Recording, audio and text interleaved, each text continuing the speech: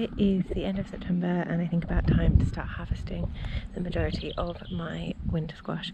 I have taken a few already, either when I've accidentally trodden on the vine while I've been going through this jungle, or when I've noticed they've been getting a little bit soggy on the bottom, but most of them are still out here. Done a reasonable job of curing outside, but we're getting so much rain now, the drought is definitely over. So before the rodents and the bugs get in them, I think it's best for me to pull them out and let them finish hardening up somewhere a bit drier. So I've got 3 types of squash out here, 3 types of winter squash. 4 types of winter squash out here. I've got the blue hubbards, which are these big monsters, and these are the only ones that I have grown before. I've also got some white pumpkins, I don't remember what they're called, I'll put the name. I've got some pink banana squash, and I've got some North Georgia candy roast squash. So we'll be trying all of those in the near future and seeing what we like. They've all done pretty well, I think. I'm doing my best to leave as much green on the stem as I can while they're still curing, but any that get snapped off a little early will be just used up a bit earlier. I'll try and leave them for the most part just stored as they are, but any that I'm worried about will get either pureed and frozen or cubed and canned.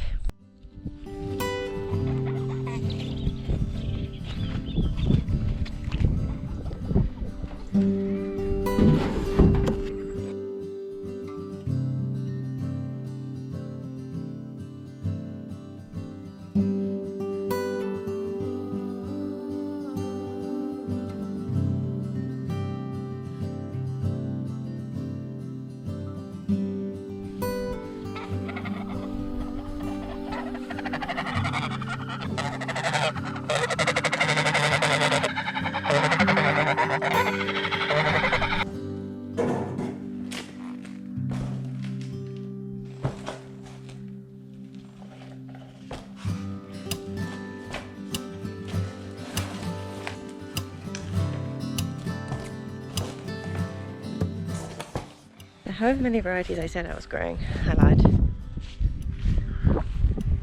There's one more. I was just coming in here trying to wrestle out a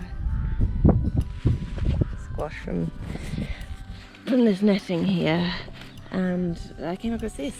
I forgot about these. So I also grew these last year. He's embedded himself in the plastic netting. Don't put plastic netting anywhere near your squash, is the moral. You see there's more of these,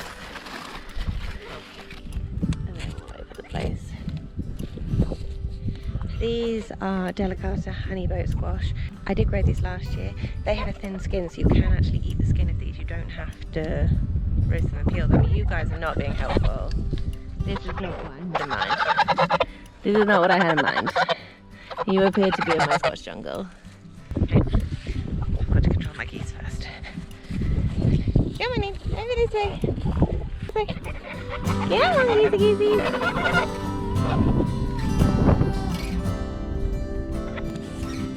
Are they following? Get on in.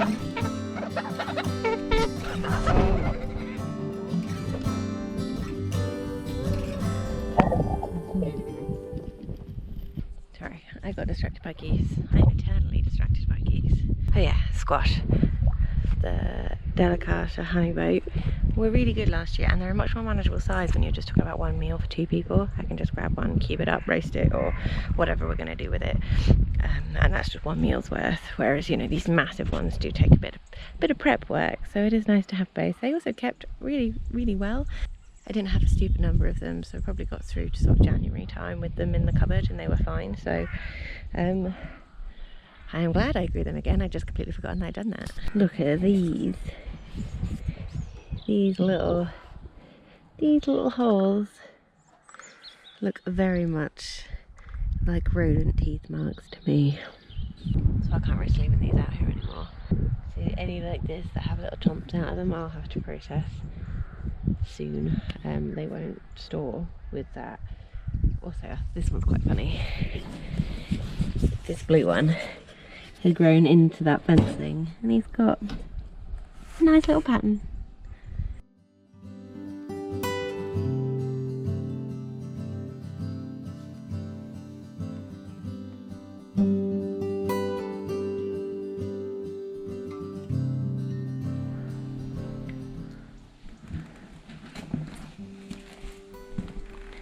I think I'm starting to see the difference between the pink bananas, these, and the candy roasters, these. The shape is slightly different and the patterning on them. These have this kind of two-tone thing going on, whereas these don't. Thankfully the blue hubbards are easy to see. And all of these I didn't even know were growing. So that is not all of them, but I think I'm gonna go get a cup of tea and then I'll come back out later and find the rest.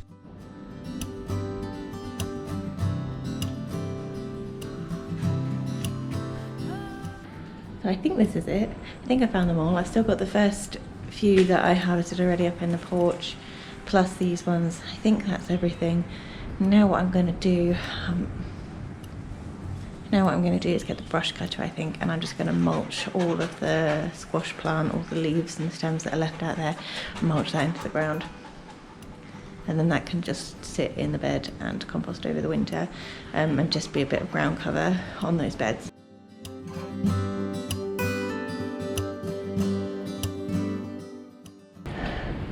Alright, well that didn't go well at all. The batteries are dead, so I am instead going to grab the mower and mow under the trees to collect up as much of the fallen leaves as I can, and then that will also go into the mulch that's going to go over my beds while those batteries charge, and then I'll come back to the mulching plan.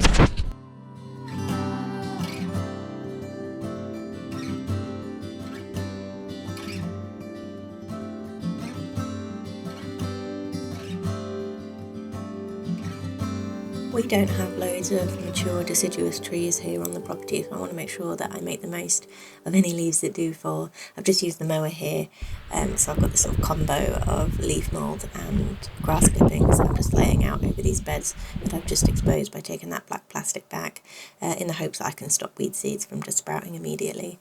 Once I had the brush cutter batteries recharged, I've gone back in and mulched over those squash plants that we just pulled all the squash from.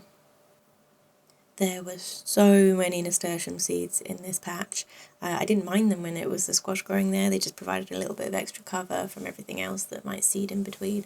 But I'm going to have to do something about that for next year.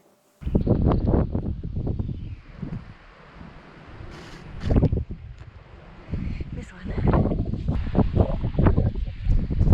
Tried to outline where the beds are going to go using these old wooden fence posts and horse jumps. It's all a bit of a mess at the moment. I thought I was getting a handle on it, but then this happened.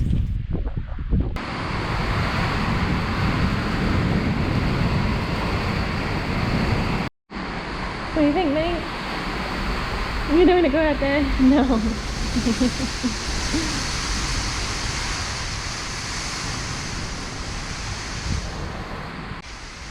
Alright, I remember a couple of these had some rodent bite marks out of them. So maybe on this rainy day, that's a good use of my time, is to get those processed.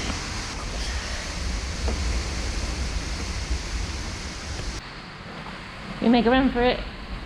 Run for it back to the house. Come on in. I thought while Storm Amy was in town, it would also be a good time to get some of my peas and beans shelled. These are some Inca pea beans. They're not as dry as I would like them to be before I do the shelling, but they were on a very precarious bamboo teepee out in that squash patch. They'd already fallen over, and so I thought I would just take what I could take, and I end up having to dry these in the dehydrator because they are still a little bit green, but it's better than leaving them outside to go mouldy. I am saving the driest ones for planting next year. It is bloody horrible. So I had to harvest these beans because we're due for just so much rain and the pods are starting to open up outside and I was losing them. So these ones are Inca pea beans. They were growing in that squash patch that I was gonna brush cut and mulch down. So I've harvested them. I've taken the most mature dried out pods and I've kept those as seed for next year. But these ones I am just going to pop in the dehydrator on the lowest possible temperature, just to make sure, because there's no way that these are dry enough. But I can't leave them on the plant to dry because, alas, they won't. They're just moulding out there. I live in a very wet, humid place, so just leave them out on the vines to dry naturally. It's not really viable for me, but it's okay. I have a dehydrator, and as I said, these are not the ones I want to plant next year. These are just the ones that we're going to eat. So I'm going to pop this on.